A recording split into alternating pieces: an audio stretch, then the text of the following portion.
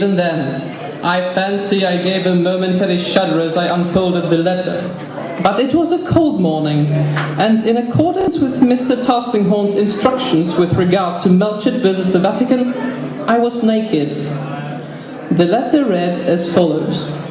If Mr. John Lawson Particle will travel immediately to Transylvania as the honored guest of Count Dracula to personally advise His Excellency on a matter of great legal delicacy, Mr. Lawson Particle will be handsomely remunerated.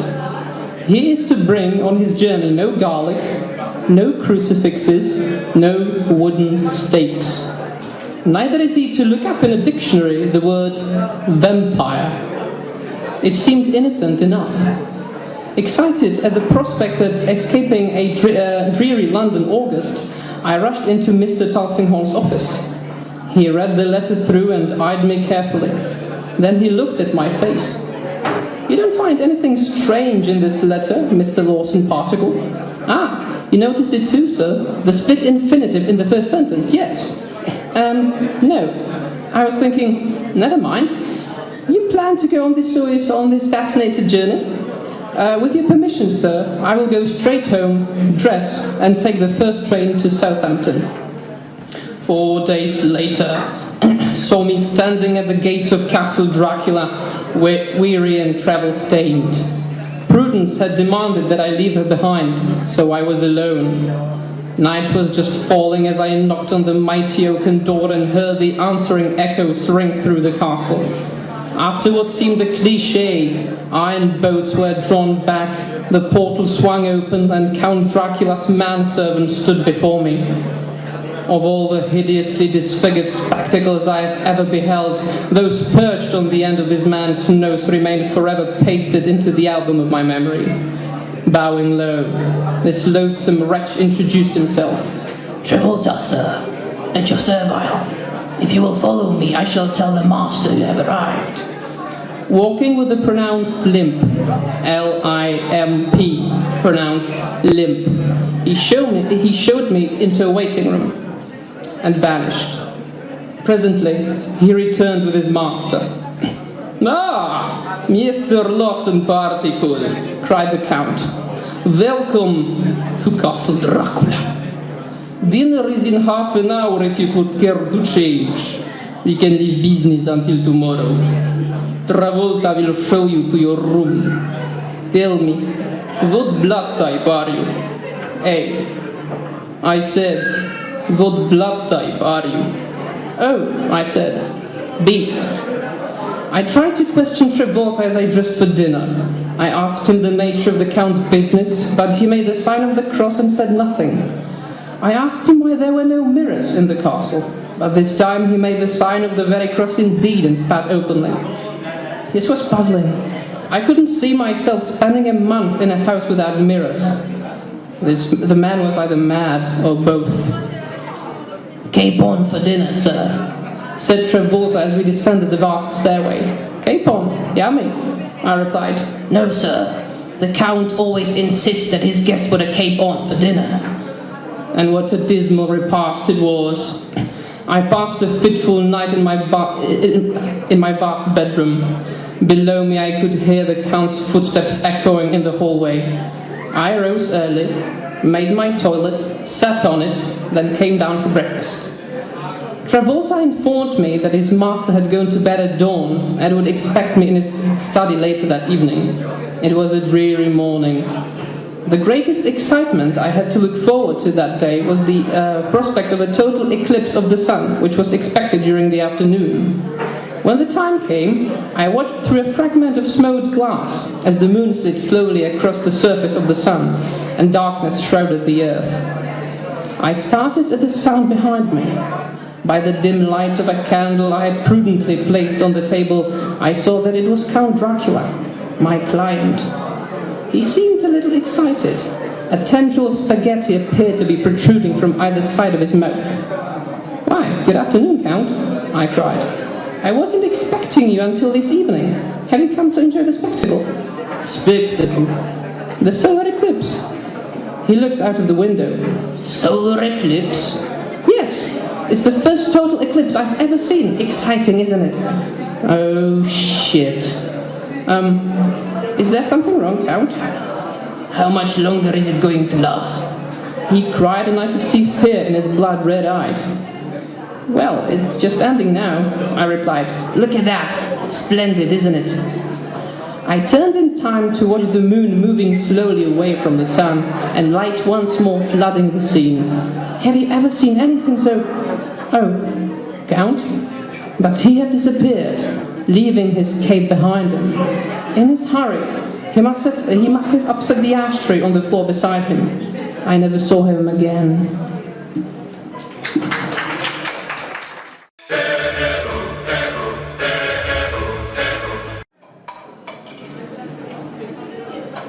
Oh, Charles! One moment. Fetch me one beer, will you? So, if I understand this correctly, you're saying you want me back? Hold on.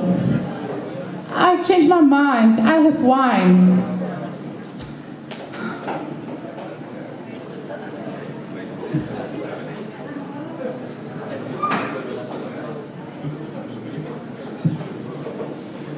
He keeps doing that, offering to order it for me, like I'm helpless without you.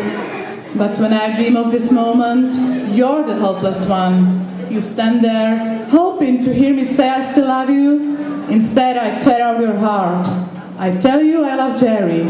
Then I allow you to ravage me right here on the table for all time's sake. Not that I would want that.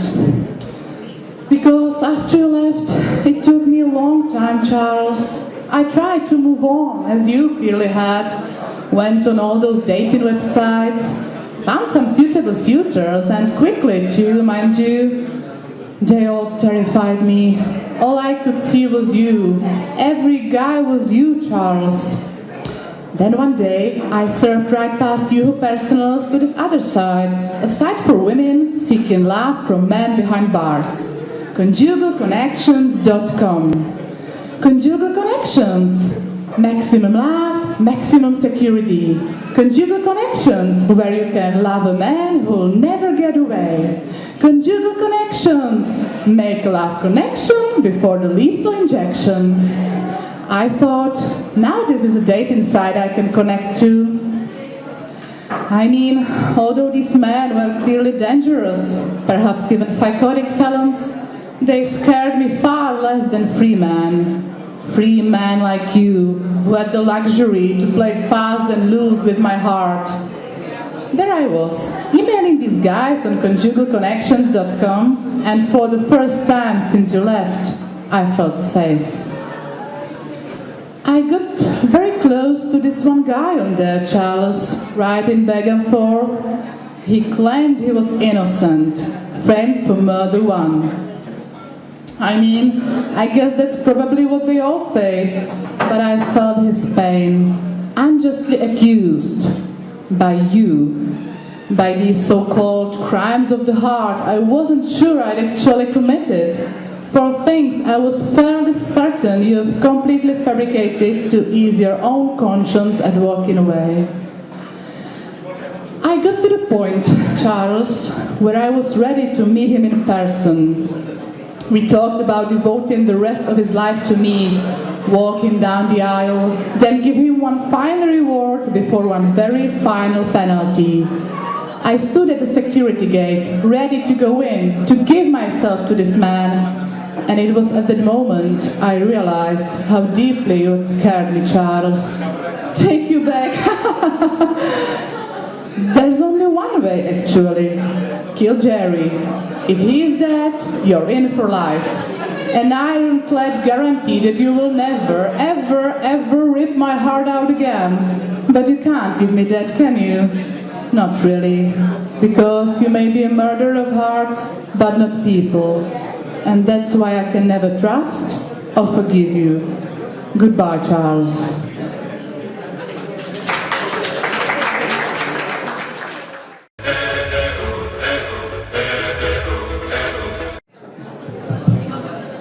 Hey? Do you hear me?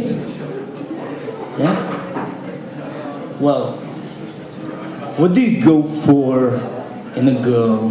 He crows, lifting the lager to his lips, gestures where his mate sits, then downs his glass. He prefers tits, I prefer ass. So what do you go for in a girl? Well, I feel quite uncomfortable. Dear left the room a long time ago. All eyes are on me. If you must know, I like a girl who reads. Yeah, reads. I'm not trying to call you a chauvinist because I know you're not alone in this. But I'd like a girl who reads, who needs the written word and who uses the added vocabulary. She gleans from novels and poetry to hold lively conversation in a range of social situations. I'd like a girl who reads, whose heart bleeds at the word of Graham Greene or even Heat magazine, who ties back her hair when she's reading Jane Eyre and goes cover to cover with each of us of a Waterstone 342. But I want a girl who won't stop there. I want a girl who reads, who feeds her addiction for fiction with unusual poems and plays that she hounds out in crooked bookshops for days and days and days. She'll sit addicted at breakfast, soaking up the bag of the cornflakes box, and the info she gets from what she reads make her a total fox, because she's interesting and she's unique. And her theories make me go weak at the knees. I'd like a girl who reads, whose eyes will analyze the menu over dinner, and she'll use what she learns to kick my ass in arguments, so she always ends the winner. But she'd still be sweet and she'd still be flirty, because she loves classic, and they're pretty dirty. That means late at night, she'll always have me in the stupor, as we reenact the raunchy bits from the works of Jilly Cooper. See? Some guys prefer asses, some prefer tits, and I'm not saying I don't like those bits, but what's more important than what supersedes is a girl with passion, wit, and dreams. I'd like a girl who reads.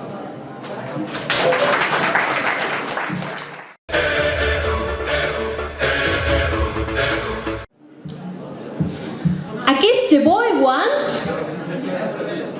Well, at least I tried. I don't know if it counts if they don't kiss back. But I tried to kiss a boy, and it almost worked.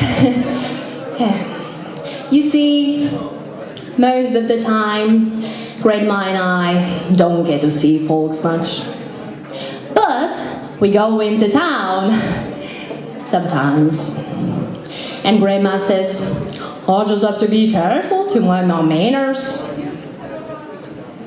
And Grandma says, are you really good at being careful? But sometimes I just get so bored in that little town. Only one church, only 2 video stores, seriously. And the park only has 2 swings and a pool, but it doesn't get filled up anymore.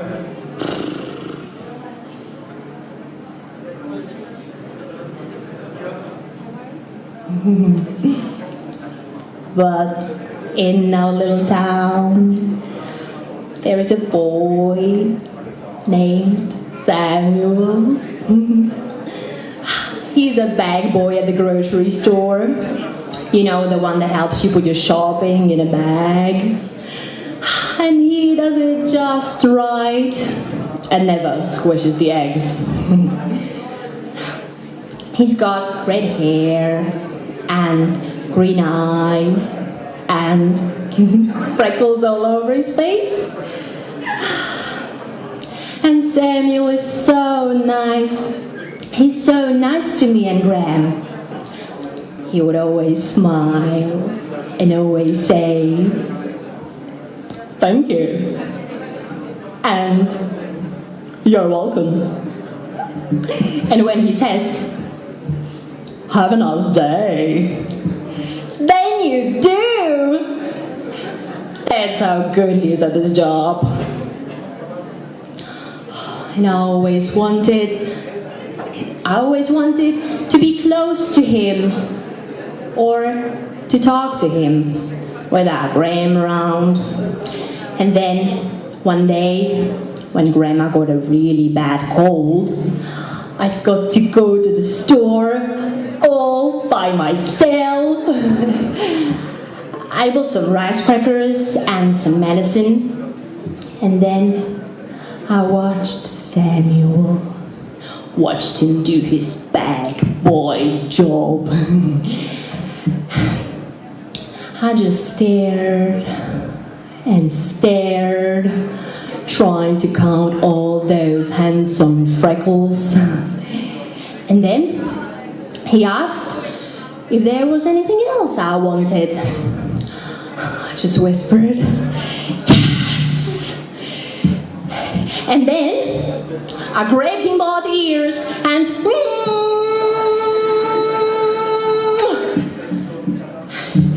that was my first kiss. My only kiss. It was the most romantic moment of my life. Until the manager pulled me off of him.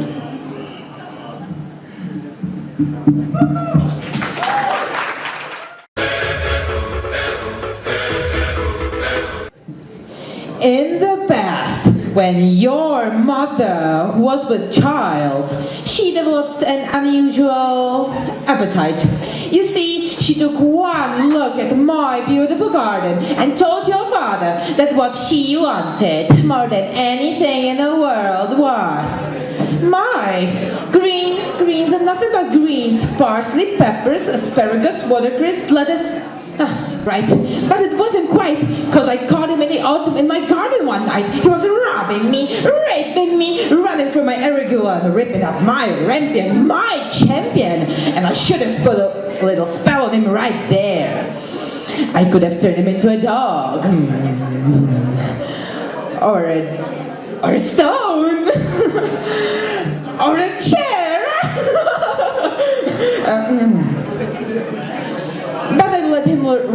But I let him have the rampion because I had lots to spare. In return, however, I said, "Fair is fair. You will let me have the baby that your wife will bear, and we'll call it square."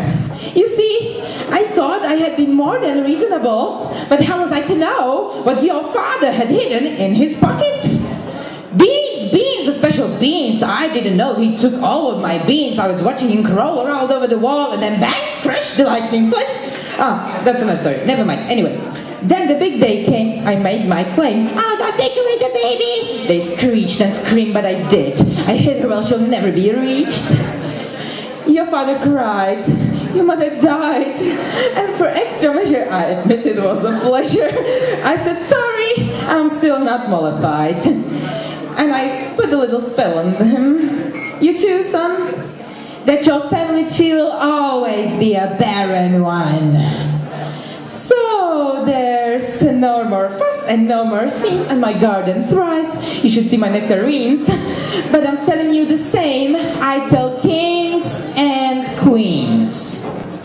Don't you ever mess around with my greens, especially the beans."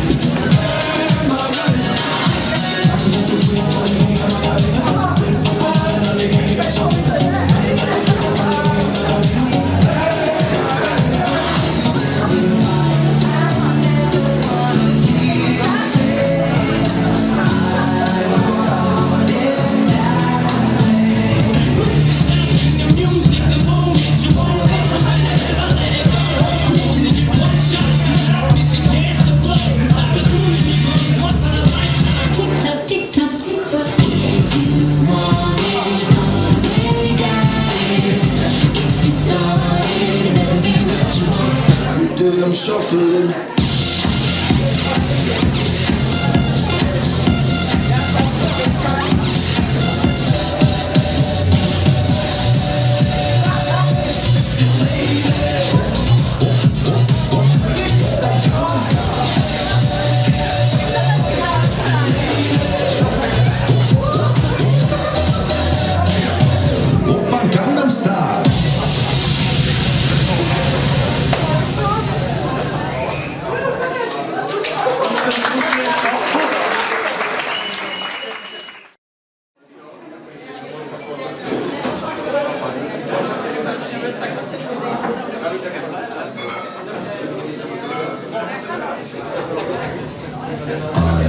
Too sexy for my love, too sexy for my love, love's going to leave.